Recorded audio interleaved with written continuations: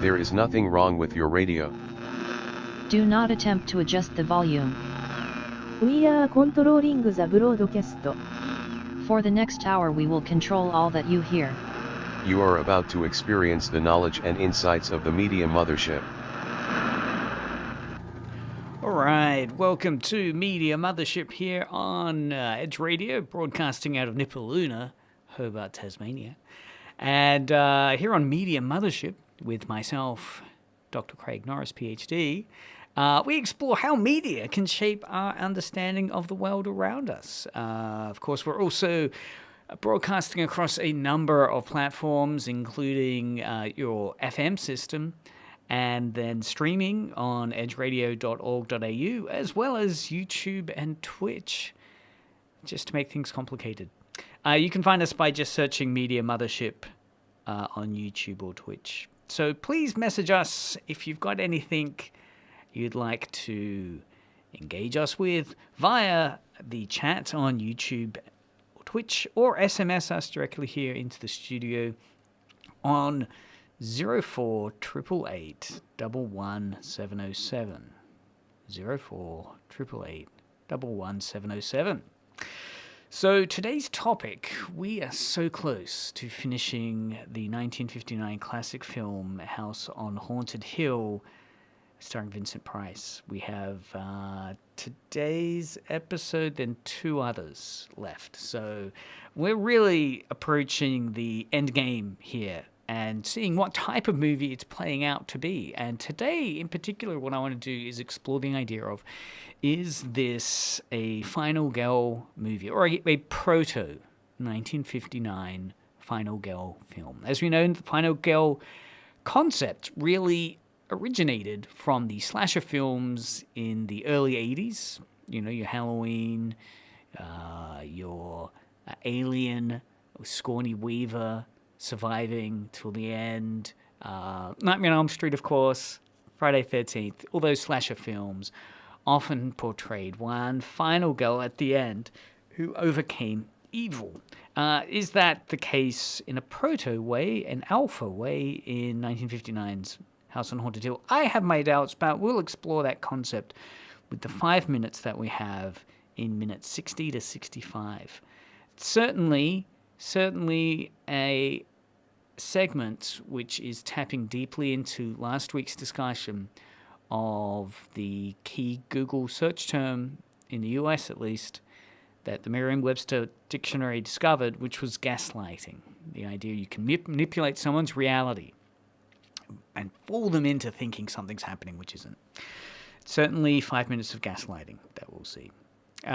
So we've also got some interesting news, a little bit of some examples of mashing up, combining two media texts together and juxtaposing them to create an unusual third object.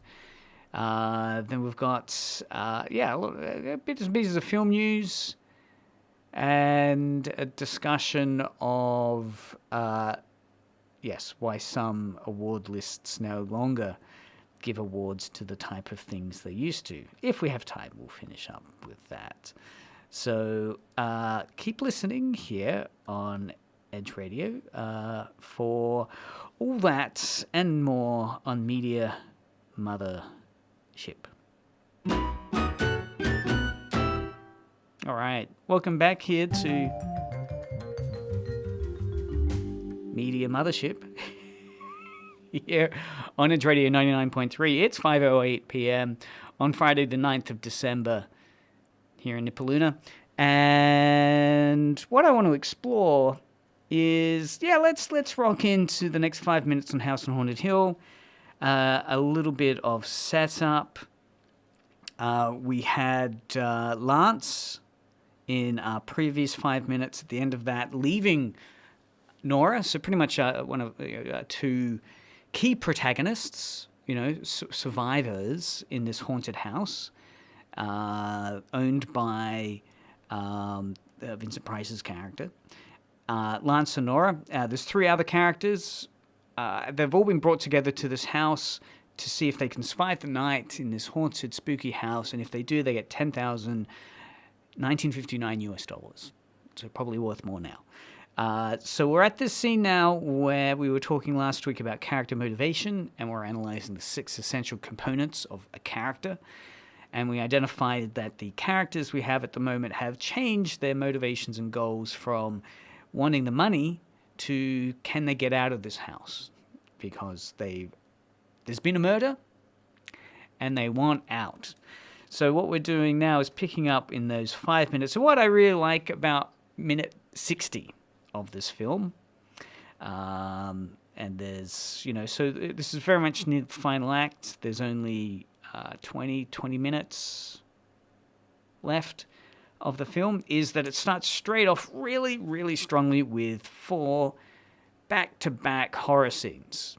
And we've already explored the concept of horror scenes, looking at Heimdall, Kanematsu, Tsurata's, Motegi's, Mikami, and Kondo. I don't know if you could get more authors than 6. Analysis of camera work in horror movies, and they pointed out that in most horror films, camera angles and movements are designed to trigger 5 stages of terror.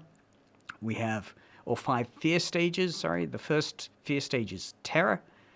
The terror stage is characterized by its ability to evoke anxiety and anticipation in the viewer. More than simply show the viewer a concrete threat or danger, the fear is directed towards a situation and possible danger further on. Then we have the second fear stage, which is horror. Horror stage is characterized by suddenness and fast pace. The fear is directed towards a present danger, such as a character or object. The third fear stage is repulsion, which is characterized by evoking the feeling of disgust and detachment in the viewer. The emotion can be directed to either an object or situation. It could contain moments of showing physical pain, gore, unacceptable social behavior, or aversion, or aversive stressful situations such as being trapped in the dark. And then we have the 2 other states of the fear stage, which are recovery and background, which are the kind of absence of the horror stages before. That is, recovery is the safety after dealing with the threat, and background is associated with feelings of safety and no sense of danger. All right, so we pretty much now in the first 4 scenes of this 5-minute section have 4 very powerful horror scenes. If we break it down in terms of those particular moments, the first one we have is Annabelle, who's meant to be dead. In the previous 2 scenes, we'd seen Annabelle as dead. Somehow appears outside the window to Nora as the lightning flashes, and then suddenly, through quite an effort of special effects, we see a rope invisibly being held by something begin to tie itself around her legs, but then retreat back out the window. Reminds me a bit of the Sam Raimi scene in Evil Dead, with the tree root is coming towards the girl's legs as well. I don't know if it's reverse. I guess maybe they did reverse speed of that. So anyway, we have that first scene, and Annabelle's starting to freak out. Nora seeing Annabelle, and then the rope. So true sense of horror there. Then we have the second fear scene, which involves the sudden appearance of, Nora leaves that room, and then she sees Annabelle swinging by a rope, hanged. All right, she screams and freaks out. Then, interestingly, straight after that door behind Nora, a hand emerges from it, which is a monster or gorilla-type hand that is reaching out to menace Nora. And then finally the piano starts playing by itself, which Nora freaks out at.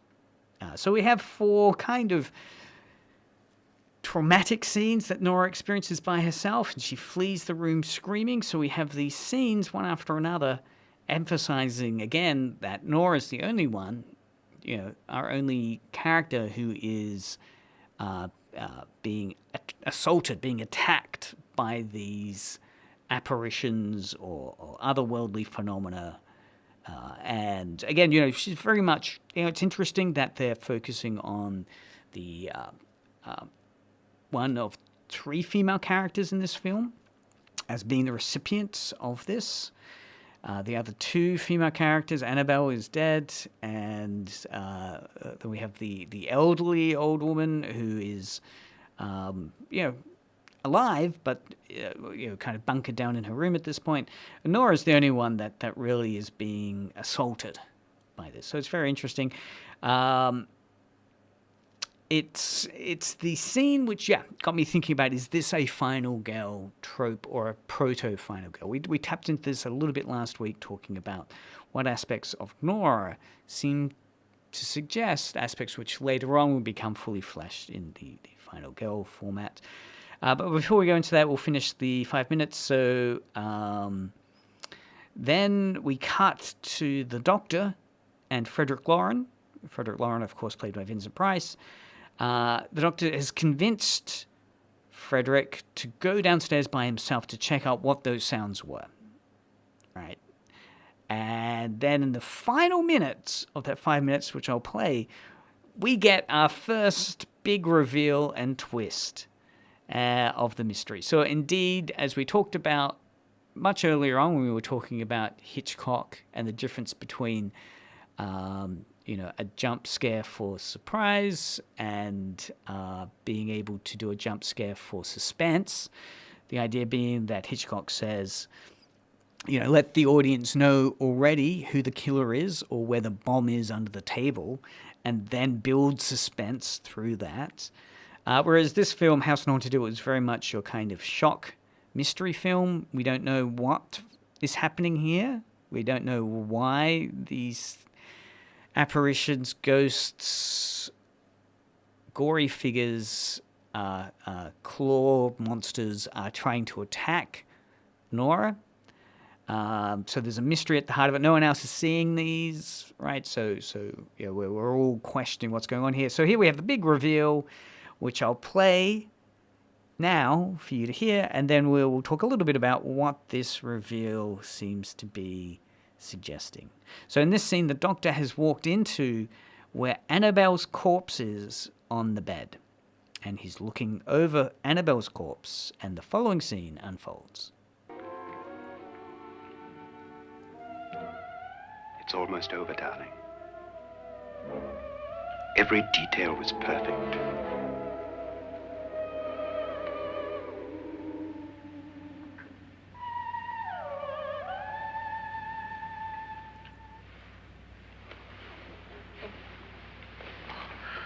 What's happening? We've done it. A perfect crime. Beautiful. Has she killed him? Not yet, but she will. Get me out of this hanging harness. What's taking that girl so long? What time is it? And there we go.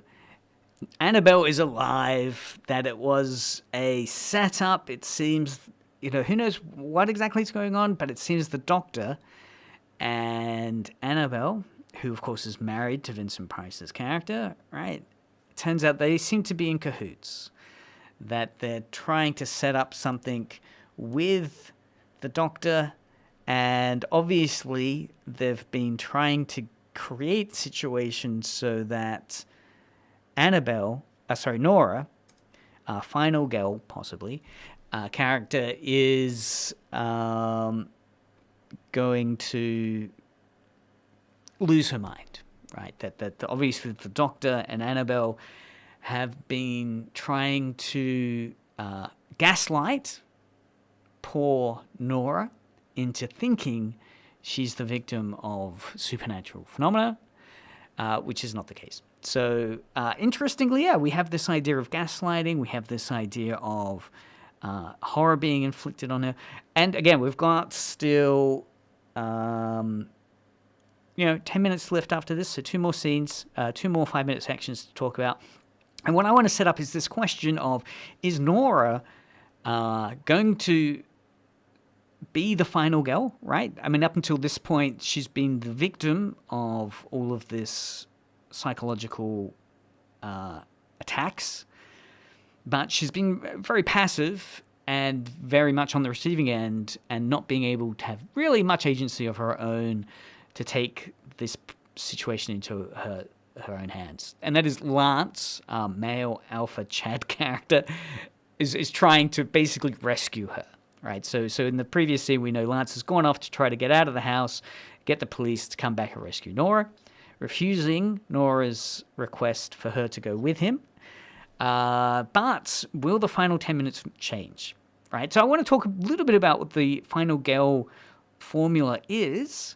So as we watch the last 10 minutes, we can ask, yeah, she's not the final girl. She is, in fact, a continuation of the misogynistic kind of portrayal of women in many horror films. And, that they're there to receive the kind of violence and attacks of others. Or is she going to be a powerful, assertive female character that has agency, that can solve the problem herself? So to put a bit of background into it, of course, the first idea of women in cinema very much pulls upon how famous Hollywood directors or Italian directors, Dario Argento, for instance, as well as Alfred Hitchcock, referred to their use of women in their horror films. So a great quote here from Dario Argento, who has filmed many Italian horror films, including Suspiria and many, many others. There's a quote from him talking about why he chooses to have women as central figures in his film, but often, central figures involved in the horror of his film. So a quote from him is, Dario Argento says that I like women, especially beautiful ones. If they have a good face and figure, it's much more preferable to watch them being murdered than an ugly girl or man. All right, so Dario Argento really doing that kind of misogynistic kind of, it's for the male gaze that these women are cast, and they're there for the kind of male gaze pleasure of seeing this beauty and the murder play out. Alfred Hitchcock, similar sentiments. So he says, and I quote, I always believe in following the advice of playwright Sardo, who said, torture the women, ! The trouble today, Hitchcock goes on to say, is that we don't torture women enough. Wow.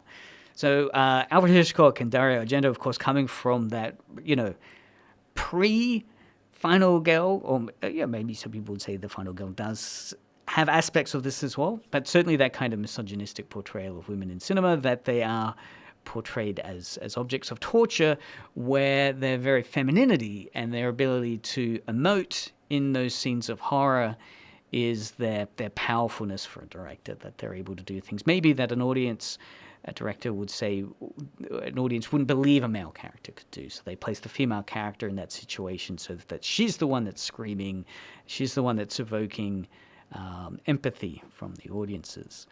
So what's interesting is, the 80s with this idea of the final girl, whether or not that has changed this. So I'll play a short clip talking about this. And what we're really unpacking, I guess, is this idea of what are the rules of horror films, and what are the rules of horror films that are going on in House on Haunted Hill. I don't think we can go much further talking about House on Haunted Hill and rules without a short clip from the film Scream, with the wonderful moment with the character of Randy explains what the rules are of horror. And what's really fun, of course, about Scream, directed by Wes Craven, is it's very much in conversation with the tropes of horror cinema and the tropes of horror films, which he himself, of course, created with Nightmare on Elm Street. So here from the film Scream is Randy talking about what the key rules are in surviving a horror film. Jesus Christ, you don't know the rules? Have an aneurysm, why don't you? There are certain rules that one must abide by in order to successfully survive a horror movie. For instance, number 1, you can never have sex. No. Big Big no-no! Big no! I'm a dead man. Keep him in popcorn. Sex equals death, okay? Number 2, you can never drink or do drugs. No, the sin factor. It's a sin. It's an extension of number 1. And number 3, never, ever, ever, under any circumstances say, I'll be right back. Because you won't be back. I'm getting another beer. You want one? Yeah, sure. I'll be right back. You see, you push the laws and you end up dead. Okay, I'll see you in the kitchen with a knife. So there we go, the rules of horror, none of which I think, you know, Nora's... Well, actually, Nora has... Well, I guess House on Haunted Hill isn't really a sexual film. I mean, we have a bit of sexual tension there with the Doctor and Annabelle. You know, they're certainly, we can assume, maybe lovers, where Nora wants to get out of her marriage to Vincent Price's character and has figured out this very intrinsic way, or very complicated way, to get out of that marriage. So yeah, there might be some punishment going on here in a broader sense of her character, in terms of, you know, don't have sex. Nora's character, yeah, you know, I don't think in 1959 you could portray much about the idea that Nora is, you know, vulnerable. You know, she's there for very virtuous reasons. If we remember, there was that scene earlier on where everyone else is, well, we don't really know the reason why many people want $10,000 and are willing to do this. Some of them, it seems, they're in debt. They all seem to be desperate for money. But Nora seems the more honorable, virtuous, that there was a car accident and she's the only one in her family who's in a position to earn money, whatever that might mean in terms of the state of the other family members that were in the car crash. It doesn't appear she's married. There's no discussion of who her family is. And the scene where this is disclosed is just quickly moved on from. Lance does not pay any attention to it. But, you know, it seems that she has kind of, you know, very serious reasons for doing it. And she's the one that wants to get out of there. She's the one that realizes there's danger here, which the other characters don't quite realize. So let's break down now in a little more depth what the key components are of this final girl phenomena. Here to take us through it is a short clip from the YouTube channel The Take, which is going through some of the tropes of the final girl and explaining them. So we'll intersperse between that and the analysis of House on Haunted Hill. But let's listen to The Take and their approach to the final girl trope with a number of clips and discussions of what the key components are. Right, yeah. Bring that up. Is a soul survivor. Almost every horror movie ends with one person left to face the villain alone. One final showdown full of catharsis and bloodshed. And usually this last one standing is a woman. So we'll see if that happens in House on Haunted Hill. At the moment, we haven't had any deaths of any other characters except for Annabelle. So it doesn't really seem to be setting up as the kind of the last girl there. The Final Girl. Coined by Professor Carol J. Clover in 1987, The Final Girl has been a staple of horror since the slasher films of the 1970s. And while she may come in many different incarnations, she's united by a few common traits. The final girl is usually a virgin, or otherwise doesn't engage in sex, which often dooms her peers. He has been so patient with me. You know, with all the sex stuff, how many guys will put up with a girlfriend who's sexually anorexic? In fact, she might be a little bit different from other girls. She's socially awkward. So, yeah, I mean, Nora seems to fit that socially awkward identity. She's certainly different from the other two female characters that are in House on Haunted Hill. One very old spinster, and the second kind of, turns out, the kind of film noir vamp character, who very much plays that kind of, you know, punished female character in slasher films. Or even a bit of a tomboy. What if I get bored? These will help? Soviet economic structures? She also doesn't engage in other illicit activities like drinking or drugs, which leaves her clear-headed and ready to run. So, yeah, Nora equally wanted to have nothing to do with getting kind of some of the more criminal parts, I guess, of the night going on, which was receiving a gun as a party favor. She's pretty level-headed in terms of wanting to escape. Everyone else seems to be serving themselves a lot of alcohol. I don't think there's a scene where Nora is drinking.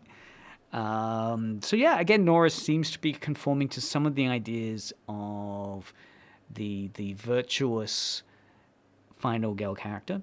Or fight. In all, she exhibits what Clover calls the active investigating gaze of the film. She's smart, curious, and vigilant, and that's what makes her a survivor. So smart, curious, and vigilant. Yeah, look, Nora's character really isn't given enough agency to act. She's certainly the one that is alerted immediately because she's the only one that's been the victim of the gaslighting. So she's the one that does realize that she's smart enough to realize something's going on and we need to get out of here right now. She's the first one that tries to get out of there, to get out of that situation, which was a great move. But unfortunately, by that stage, the house is in lockdown. Then she's curious, so she does try and figure out what's occurring. And she is vigilant. And she tries to get others to help her, such as Lance. So she's certainly in a kind of survival mode, and she's surviving. But again, at this point in the film, the other characters think she's already dead. So the idea being, from the other character's point of view, they didn't give her any credibility, any ability to survive. Let's hear how the final girl trope does flesh out further, though. We will never be broken. The final girl can be cunning and clever, outsmarting her enemies. Or she may just barely make it out alive. Her victory may be short-lived or ambiguous. She may live only to be left forever traumatized. But either way, she vanquishes the killer. So that's the main setup in this final act we're asking. Is Nora going to be clever, be given the dialogue and actions which make her become that clever final girl character to vanquish the killer, right? Given that she's been the victim, the only victim so far of this psychological gaslighting assault to convince her that she is the victim of paranormal phenomena. Is she going to be given the agency to fix that, or is her role there purely as Hitchcock would have her, to be the torture victim, to be the beautiful woman who is tortured for the audience's kind of empathy and titillation, and not given the power at the end of the film. It'd be interesting to see where they're going to wrap it up. But yeah, you could see this. I mean, I know this has been remade, but yeah, if it was to be remade differently, you could see it setting up a possible final girl narrative at the end. But let's see if there's any other aspects of the final girl that might be useful to our forensic fandom of the final 15 minutes of House on Haunted Hill. At least until the sequel. I have to finish this. So why do we keep putting the final girl through this? What is it about her that makes her special? And is she a symbol of female empowerment or a victim of regressive attitudes? Sex equals death. Here's our take on the evolution of this trope and what she symbolizes. So the final girl trope goes on in too much depth, and I'll put a link to that in the show notes. But it does set up this really interesting question of, why is a female character in a horror film put through such torture, and what is it that at the end of the movie this results in? So at this point in House on Haunted Hill, we can certainly agree that Nora is the character that has been put through torture. She's the character that, as we heard in that scene with the doctor and Annabelle, is discussed as being psychologically tortured, so that she's going to act out, and we can assume probably kill someone. Probably the husband, we can assume at this point. But is this going to resolve itself in a way that Nora's character is given some of the tropes which later on in the 80s would be identified as the final girl character? Is she going to be seen as the survivor who is clever and outsmarts our villains, in this case the doctor and Annabelle. Or, at this point, that's who it is. So that's the twist, but there might still be some twists left in the last 10 minutes. It'll be very interesting to see. The interesting thing with The Final Girl, of course, it was first originated as the clip discussed by the academic Carol J. Clover in her 1992 book, Men, Women, and Chainsaws, Gender and Modern Horror Film, which is worth reading. I mean, I actually picked it up even on audiobook and very much enjoyed listening to it again. I mean, all the films are from the 80s, but a lot of them still hold up as quite useful bits of analysis to unpack even today's films through. What's interesting about the Final Girl phenomena is how it's been referred to by many other authors. So to quote Katie Walsh from the Tribune News Service, she defines the Final Girl as it has been a banner year for excellent horror films, which seems at times appropriate given the horrors of the calendar year. This was in 2016. It was only going to get worse after then. Shootings, war, natural disasters, and an unprecedented presidential campaign. When it feels like the world is going through hell in a handbasket, there's catharsis to be found in a horror film where the final girl fights off the boogeyman. I mean, 1959 America, we're in the height of the Cold War, so certainly similarly, is there a story that's going to conclude with The House on Haunted Hill where a character fights off the boogeyman? In this sense, maybe the boogeyman not being the kind of supernatural being of a Freddy Krueger, but whatever kind of, is it a whodunit murder? The murderer that we'll see at the end? Is it the final girl that does that? Is it Nora? Alan Kelly from the film Daily back in 2019 also talked about the final girl, the significance of it, by saying that the final girl is virginal and sweet, certainly Nora's character, I'd say, with a tragic backstory. Yes, we have the tragic backstory of the fact that she was in a car crash with her family and she was the only one left physically and mentally capable enough to earn money, it seems. And briefly glimpsed steel core. Yeah, she does have a steel core. Obviously, her character is being put through a psychological ringer, but she is not a quivering mess on the floor. She's still taking action, although most of that action is screaming and reacting to kind of horrific repulsion scenes around her. Kelly goes on to say that there are some key films, Friday the 13th and so forth. So yeah, look, it's very interesting. We have aspects of the final girl here, proto-final girl.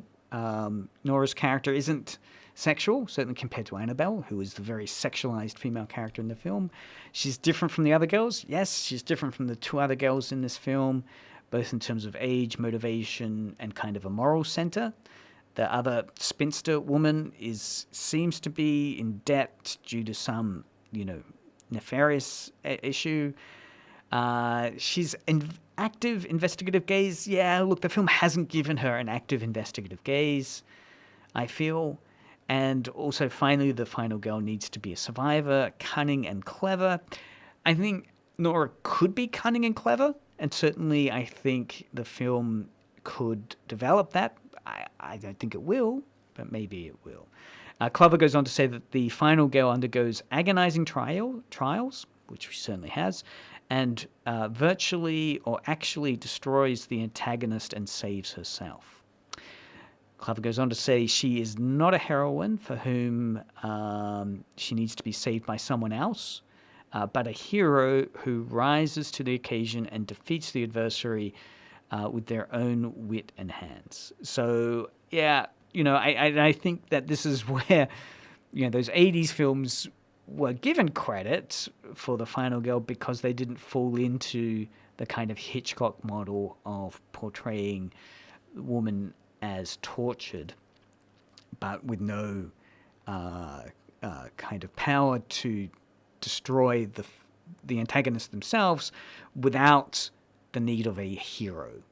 It seems that Lance is being set up as our hero. So my assumption is that Lance will rescue poor Nora, and it will conform itself to more of a heteronormative narrative, but we'll see, Is she a victim with no agency to be rescued by Lance, or is she going to be the final girl? Is she the damsel in distress?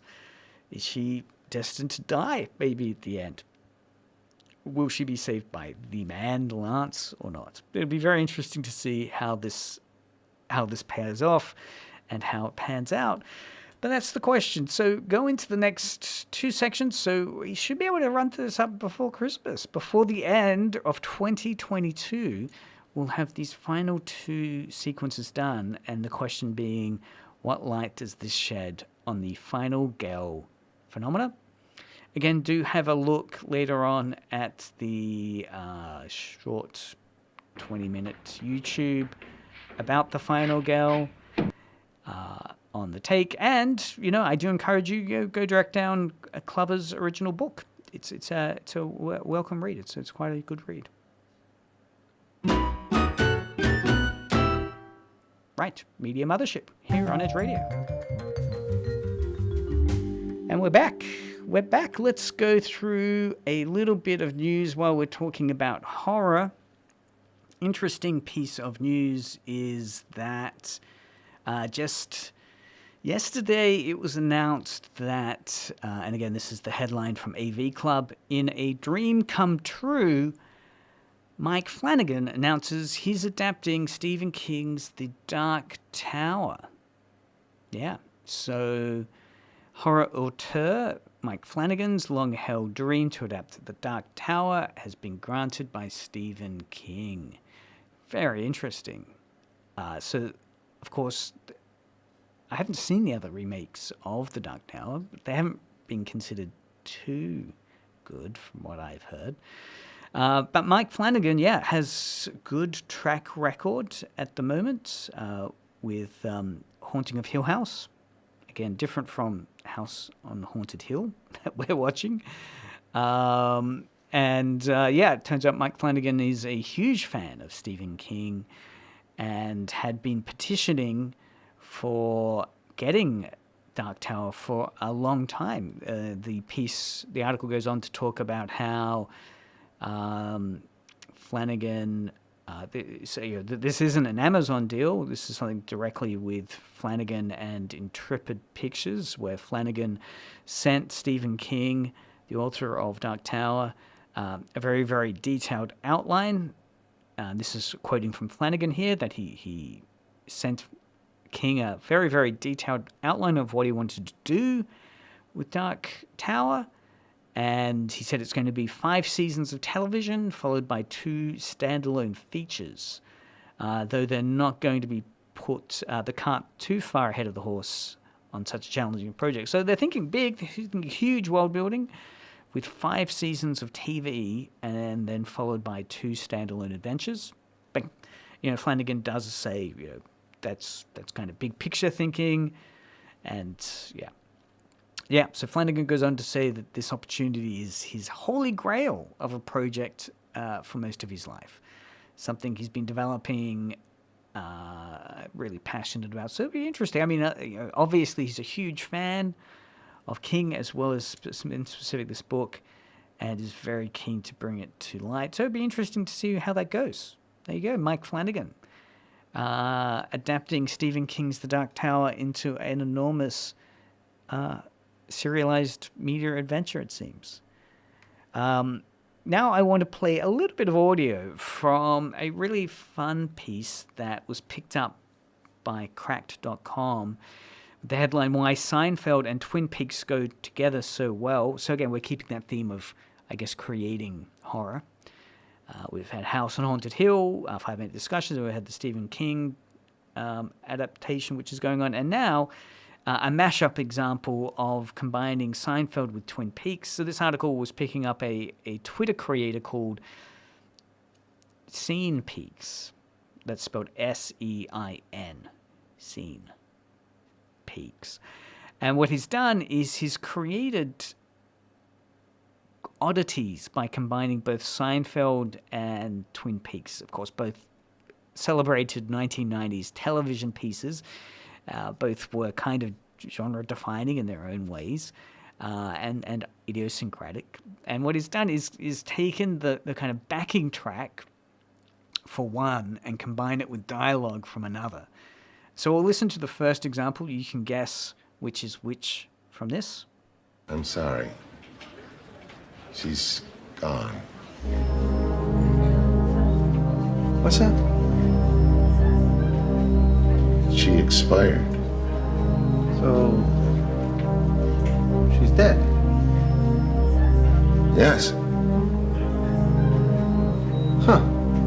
So this scene is the scene, if you've forgotten, with George Costanza from Seinfeld, where his wife-to-be has sadly died because of poisoning from the mail invites. She was licking the envelopes to mail them out. So this is a scene where George Costanza, who, leading up to that scene, we know has been trying to get out of this wedding, is delivered the good news that his wife-to-be has died. And it's delivered, of course, in the Seinfeld TV show with laughs.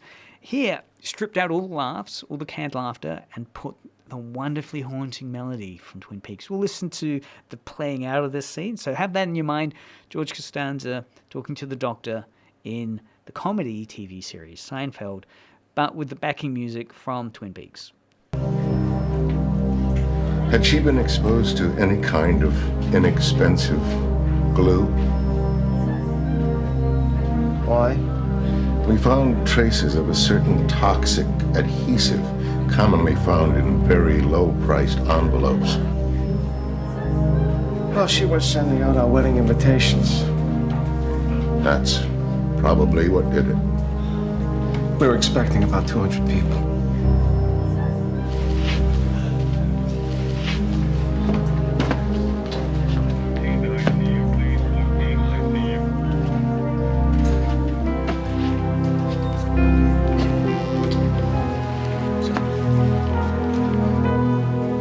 She's gone. Dead? I'm so sorry, George. Yeah, me too. Poor Laura. Poor Laura. So yeah, it matches so nicely the kind of twistedness of both scenes and the inherent black comedy that was playing out in the original Seinfeld film with the kind of haunted, genre-defining narrative of Twin Peaks. Let's listen to another example. This again is also taking a comedy series. It's Always Sunny in Philadelphia, which has quite dark comedy within it as well. And this is the scene, I'll tell you the scene first so you have a visual in your head of Danny DeVito's character recounting when he was put into a mental asylum. So here is Danny DeVito's character talking about this scene from the comedy series It's Always Sunny in Philadelphia, but set instead of a laugh track to the theme from, well, through the haunting melody of Twin Peaks. I opened up to a therapist just once. I was a kid. I got into a fight. The doctor asked me question after question. Got me so scrambled up. Next thing you know, I was shanghaied upstate to a nitwit school. You know what a nitwit school is? I assume you mean a school for the mentally disabled. Yeah. The place was windowless. There was a guard every 10 feet. All the rooms had drains in the floors so they could hose us down. How terrible. Got my first kiss there.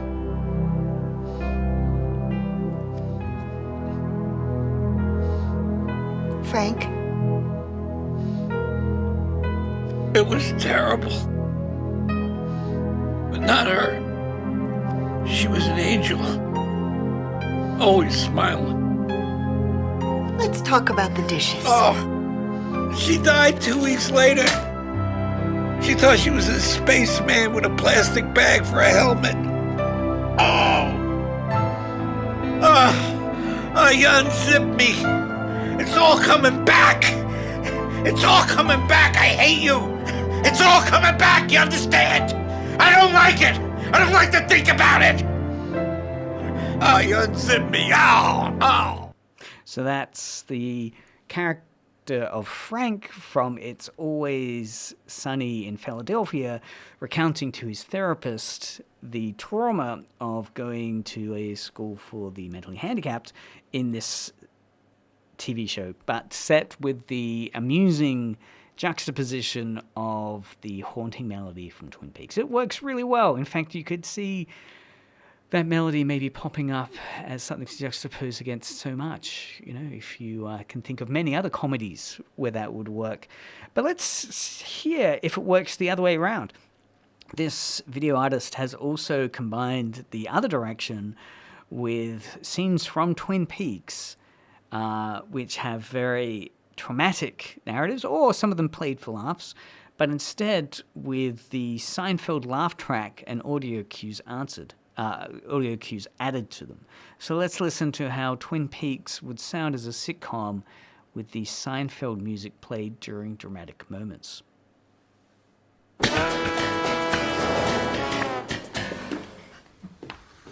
Fellas, don't drink that coffee. You'd never guess. There was a fish in the percolator.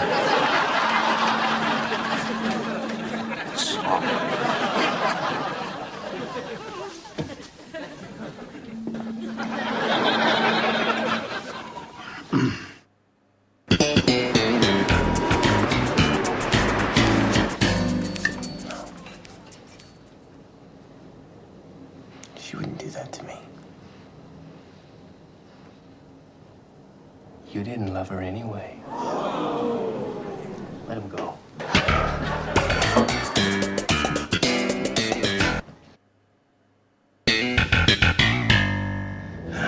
Did you kill Laura Palmer?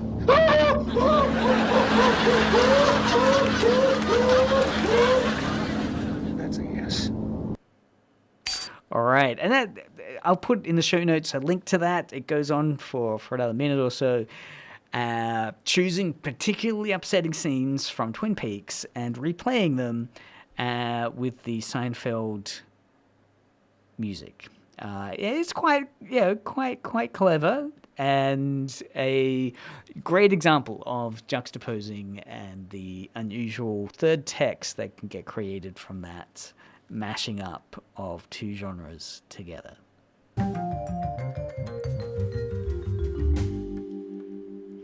All right, welcome back here to Media Mothership with your host, Dr. Craig, and we're looking at news, which has been popping up around the internet. ABC News 2 weeks back ran a story about the British Film Institute releasing the latest top 100 film list of all time. Its follow-up question in the article was, why should you care? Which I did like, because, these lists do come up every time. This British Film Institute list is interesting because it comes out only once every 10 years, and it gathers together a collection of film directors and critics and asks them to name the greatest films of all time. The resulted list is then printed in the Sight and Sound publication, and it's known as the Sight and Sound Poll. And it's considered, the article goes on to say, as one of the more prestigious lists from the multitude that proclaim to tell us the best film ever made. So just running quickly what the list is of the best films ever made. The winner, of course, was, as often happens to be, 2001, A Space Odyssey. So there you go. It's very interesting how the films chosen might change over time, and those ones which are chosen or not. 2001 Space Odyssey is a solid choice. Kubrick film, certainly very, very influential in terms of its filmmaking. But we might explore that later. because that's pretty much brought us to the end of the show here on Media Mothership. Thanks very much for listening this week, and keep listening. We've got some great content coming up with Adrian and his show You Can't Sit Down. Again, show notes will be available on the YouTube and Twitch, as well as podcast information. And next week we're going to go over the next 5 minutes, 2 more episodes left of the show to finish House on Haunted Hill. You can, of course, get previous shows by going onto YouTube, Twitch, and edgeradio.org.au, or listen on your podcast provider of choice. We've got more information on Media Mothership on Facebook and Instagram. You can find us by searching Media Mothership. If you've enjoyed listening to this pop culture deep dive, Edge Radio also has plenty of other shows which similarly dive into other aspects of pop culture. In particular, check out Hannah and Miranda's show on Wednesday, 10 a.m., Millennial Think, from their point of view as part of the millennial youth generation, to get some more discussion of media pop culture. This has been Dr. Craig on Media Mothership, Aaron Edge Radio, for another week, saying thank you.